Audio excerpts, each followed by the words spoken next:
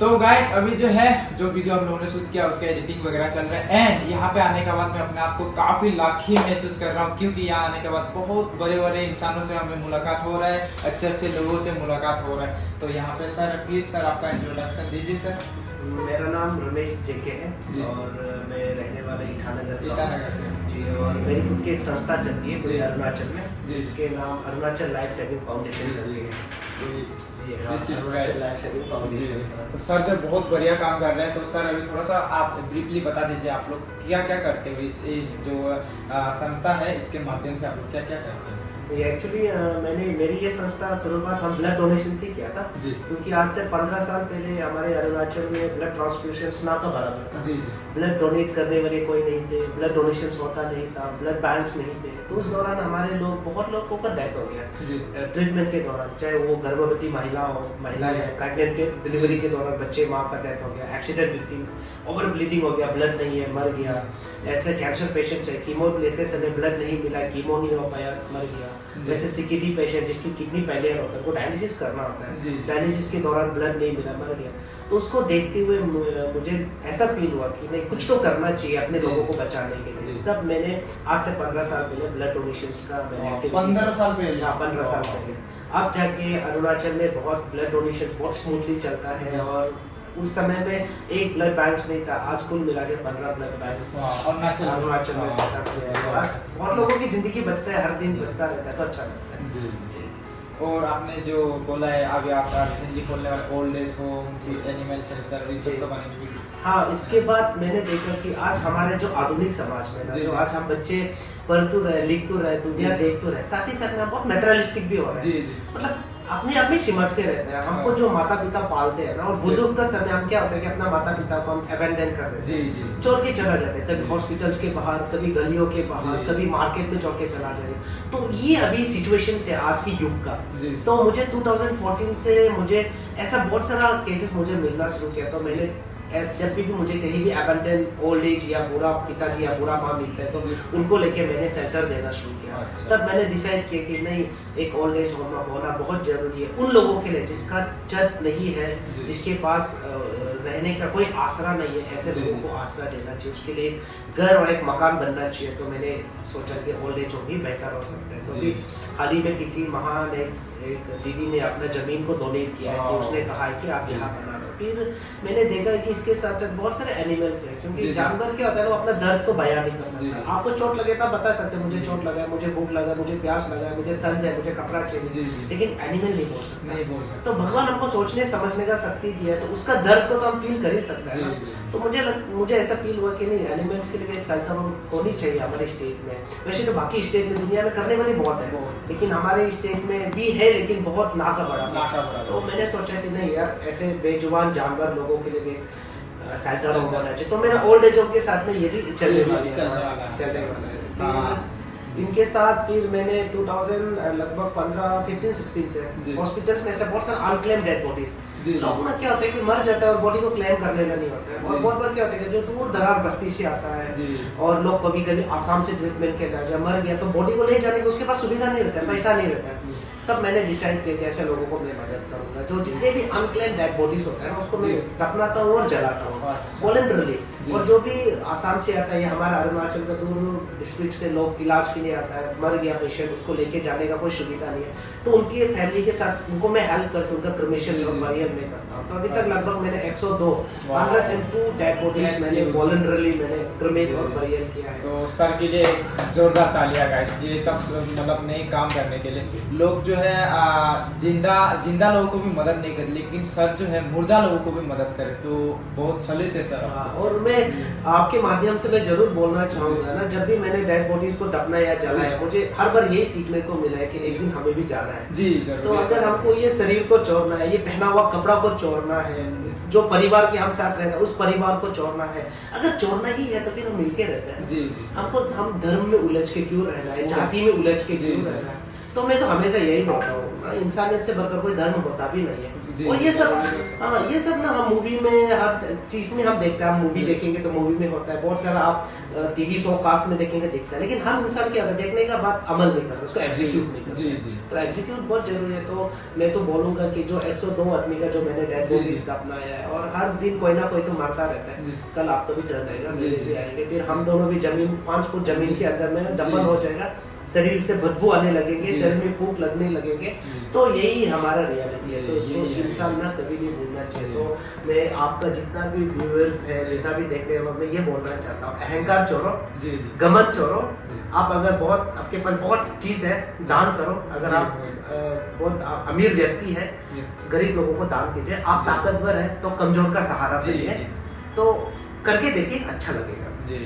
तो सर से बहुत कुछ सीखने को मिला है, मेरे तो रोंगटे खड़े हो गए सर की बातें सुन के, बहुत ही अच्छा लगा।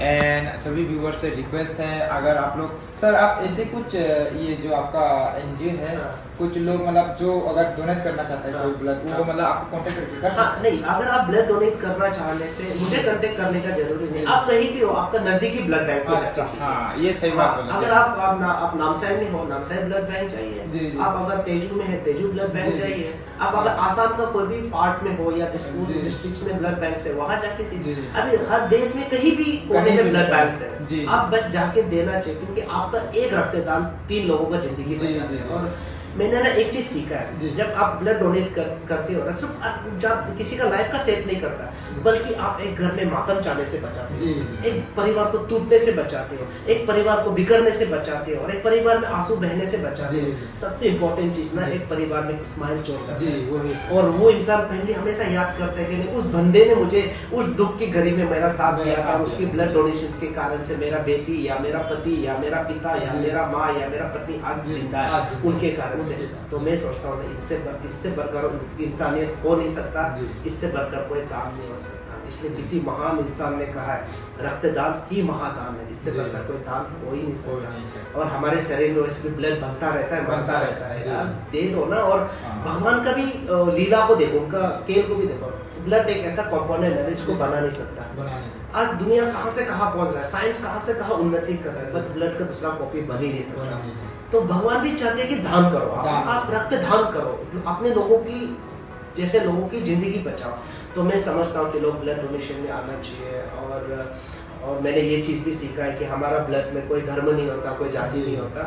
अभी मैं क्रिश्चियन होके भी हिंदू को ब्लड दूंगा तो हिंदू भी ब्लड रिसीव करता है, हिंदू जी। मुस्लिम को दे सकता है, मुस्लिम जी। ईसाई को दे सकता है, जी। ईसाई पारसी को दे सकता है, जी। पारसी बुद्धिस्ट को दे सकता है। तो हम सब एक है, ऊपर वाला ना हमें एक बनाए, उसका सुंदर सा जो सबूत के तौर पर वो हमारा ब्लड है। ब्लड में कोई जाति नहीं, कोई धर्म नहीं, कोई अमीर नहीं, कोई गरीब नहीं, कोई छोटा नहीं, कोई बड़ा नहीं, कोई काला नहीं, कोई सफेद नहीं, कोई सुंदर नहीं, कोई बदसूरत नहीं। वो एक चीज़ को दर्शाता है जो मैंने शुरुआत में कहा था, इंसानियत को। तो हमको इंसानियत को रखना चाहिए। और साथ ही साथ मैं ये जरूर अपील भी करना चाहूँगा कि मैं इसके साथ साथ door to door medicine collections करता हूँ। जैसे आप तरफ बुखार हो गया, आपने पैरासीटामोल का स्ट्रिप खरीद लिया, आप जी। 2 टैबलेट खा लिया, बीमार नहीं होते, और बाकी दवाई यूं ही घर में रह जाती है। हाँ। लेकिन हमारे समाज में से बहुत लोग हैं कि जो मेडिसिन का स्ट्रिप भी खरीद नहीं सकता। हाँ। तो मैंने ये प्रैक्टिस शुरू किया कि हर घर में जाके उस मेडिसिन को, जो पड़ा हुआ मेडिसिन को लेके मैं दीदी को सर्व करता हूँ। तो उसमें आपका कॉटन हो सकता है, बैंडेज हो सकता है, बैटाडीन हो सकता है, आपका पैरासीटामोल का हो सकता है, कोई भी ऐसा चीज जो आपके घर में ऐसे यूं ही पड़ा हुआ है, उसको यूं ही रखने से अच्छा आप किसी को दान कर किसी सकते को हो। काम आ जाएगा। हाँ, काम आ सकते हो सर। इसमें एक कहानी मैं जरूर बोलना चाहूँगा, एक बहुत इंटरेस्टिंग है, लोगों को सुनना चाहिए बात। जी। मुझे एक कॉल आया बाद में, जब कॉल आया तो उसका एक 12 साल का बच्ची को ब्लड कैंसर है, जी। और ब्लड कैंसर का जो ट्रीटमेंट होता है ना, बहुत हाई प्राइस में जाता जी, है। वो। तो बेचारा वो 12 साल बच्ची, वो सिंगल मदर, उसका पिता ने, मम्मी अकेला बेटी को देख रहा हूँ, मम्मी भी बहुत मिडिल क्लास फैमिली, जी। उसके लिए लाखों रुपया ना पहाड़ों का बराबर। जी। तो कहाँ से करेगा करके, तो एक दिन मेरा फेसबुक पेज पर मेरा वीडियोस आता है। जी। तो उसने मुझे एक दीदी ने मुझे कॉल करके बोला कि बेटा आपका वीडियो देखा था, आपने बहुत सारा ऐसा मेडिसिन को लेता है, लोगों को देता है ना, मेरा पास में है, आप आके ले लो। तो मैंने जब उनका घर गया तो उनका हस्बैंड को भी ब्लड कैंसर था, ट्रीटमेंट के दौरान हस्बैंड का डेथ हो गया। हाँ। तो उन लोगों ने लगभग 47 लाख रुपीस का दवाई खरीद के रखा। Oh my God। तो उसने वो दवाई को रिटर्न नहीं करके वो दवाई को उस बच्चे को दान करवाया मेरे तरफ से, और वो बच्चा आज भी जीता है। वाह। तो देखिए अभी हम खुद बोलते बोलते मुझे भी, मेरे भी रोंगटे करे हो रहे हैं, मुझे भी अच्छा लगता है कि मैंने ऐसा भी किया या मेरा ऐसा इनोवेटिव आइडियाज मेरे दिमाग में भी आया है, ऐसा अच्छा लगता है सोच के। तो मैं लोगों को भी यही बोलना चाहूँगा आपके माध्यम से, घर में पड़ा हुआ मेडिसिन को मत फेंकिए। अगर एक स्ट्रिप होने से भी दे दीजिए, एक सलाइन का बोतल होने से भी दे दीजिए, एक सिरिंज होने से भी आप दे दीजिए, किसी और का काम आ जाएगा। सो प्लीज़ ये भी आप लोग प्रैक्टिस शुरू कीजिए। आप कोई भी डिस्ट्रिक्ट में हो, अपना डिस्ट्रिक्ट हॉस्पिटल में जाके दे दीजिए, बोलिए कि कोई निधि आता है तो उसको दान कर दीजिए, ये जरूर कीजिए। और साथ ही साथ में मैंने ये भी कोशिश की, आज देखो समाज में हमारा देश में काफी लोग भूखा प्यासा रहते हैं। 40%, अगर मैं गलत नहीं होगा तो हमारा देश में 40% या 40% लोग हमेशा भूखा रहते हैं, उनमें से तो 20% हमेशा खाली पेट भूखा के कारण मर जाता है। और हमारे समाज में से कहीं भी पार्टी होता है, खाना पीना को वेस्टेज, बर्थडे पार्टी बनाता है, खाना पीना बच गया, सुअर दाना में डालो। तो मैंने लोगों से अपील करना शुरू किया, मैं आज भी करूंगा कि आपका जो बचा हुआ खाना आप पूरा कचरा में ना डालें। आप जो बचा हुआ खाना को सुंदर से पैक करके आप कोई अनाथालय में दान कर दे, आप कोई शेल्टर होम में दान कर दे, या मार्केट में कोई ऐसा बेच रहा है उनको खिला दे, या हॉस्पिटल्स में जाके जो ऐसा पेशेंट बेचारा दूर दराज बस्ती से है उनको तो आप खिला ही सकते हो ना। तो आप जो आप खाना होता है ना, हम जिसको अन्न देवता बोलते हैं ना, एटलीस्ट उस अन्नपूर्णा का, उस भगवान का हम अपमान तो नहीं करेगा, किसी का पेट में तो हम खिला ही सकते हैं। तो ये अपील भी मेरे सबसे है कि प्लीज़ खाना को आप वेस्ट मत कीजिए, फूड को वेस्ट मत कीजिए। बहुत लोग हमारा देश में भूखा प्यासा रहता है और मर भी जाता है। तो मुझे अच्छा लगा होता आपसे मिलके, अपने मन की बात बोलने का। हम तो अपने आप को सौभाग्य मानते हैं कि आज जो है यहाँ पे ऐसे ऐसे दिग्गजों से मुलाकात हो रही है।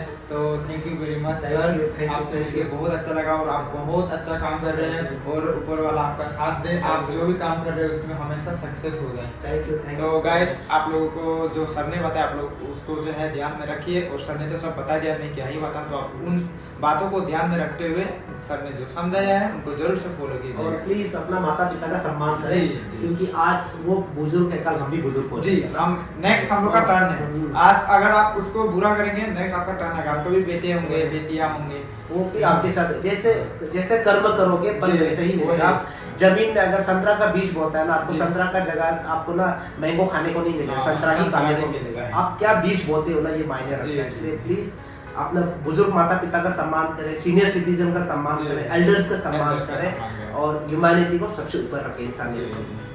तो नमस्कार दोस्तों।